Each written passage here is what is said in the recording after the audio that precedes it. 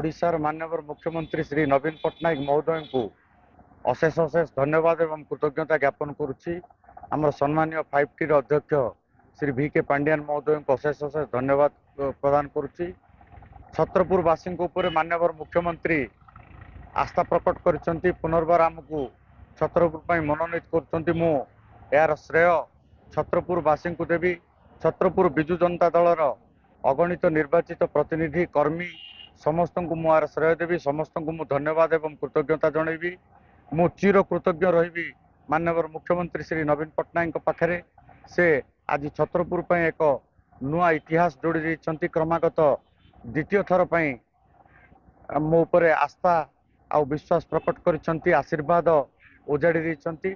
तेणु मु माननीय मुख्यमंत्री श्री नवीन पट्टनायक महोदय को अशेष अशेष कृतज्ञता एवं धन्यवाद ज्ञापन करुच्ची। ओडिशार माननीय मुख्यमंत्री को बहुत बहुत धन्यवाद देवी एवं तांको सहित आम ओडिशा नवीन ओडिशा अध्यक्ष श्रीजुक्त VK पांडियान सार को मो तरफ बहुत बहुत धन्यवाद देवी। तांकोरी जगू तांकर आस्था प्रकट मो उपरे अच्छी। तेणु आज मु टिकेट पाई। तेणु से दुई जन को माननीय मुख्यमंत्री एवं VK पांडियान सार को बहुत बहुत धन्यवाद देवी। एवं जनसाधारण मो पाई से माने बहुत चिंतित थिले एवं मते कहूथिले टिकेट हबो कि नहीं टिकेट हबो कि नहीं बोली मते जगी थिले।